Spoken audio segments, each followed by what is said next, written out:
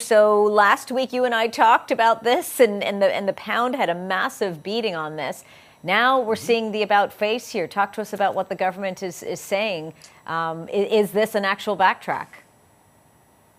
Well, it's quite a humiliation for a new prime minister who's only been in office for, 3 weeks to a month or so. The idea behind the tax cuts was to grow the economy. And the only thing that grew out of this was a large sense of outcry and rebellion.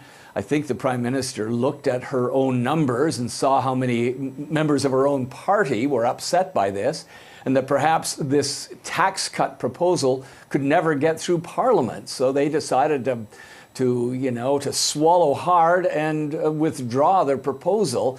It really is quite a political setback, and I think it damages the credibility of this new government already. As I say, in power for about a month, and they've already had to do a major walk back of a very important policy. It was supposed to be the most important policy of this new government. And it's really interesting how they're presenting it, because they're saying, no, this isn't an about face. This actually was part of the bigger plan already. But what's the reaction been like? I guess British media is known for its headlines. What are you seeing? Well, absolutely.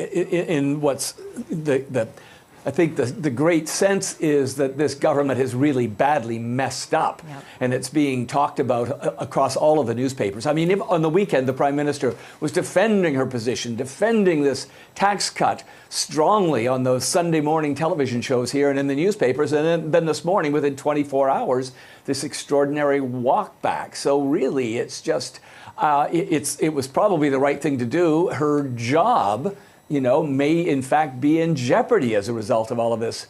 That her party might just be so upset they could throw her out of office, as they did with Boris Johnson. That would be an extreme case, but I think that's how much anger was really generated by this. We did see the pound go up a little bit today, not very much, and that will help. But this prime minister has taken a real beating.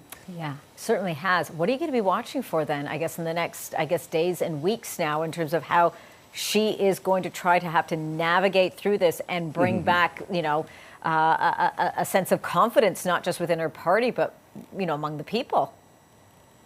Well, I think a couple of things. First of all, to watch the pound to see if it stabilizes or if it stays low, and it probably will stay low. A lot of people, their home mortgages were quite damaged because interest rates all of a sudden were going up, and that was going to be causing a lot of economic pain. But more so, I think what this Prime Minister is going to be watching is the political polls, because over the last week or so, the Labour Party's support has just shot up immensely, whereas the Conservative Party's popularity has dropped like a stone. And don't forget, this party's been in power for 12 years.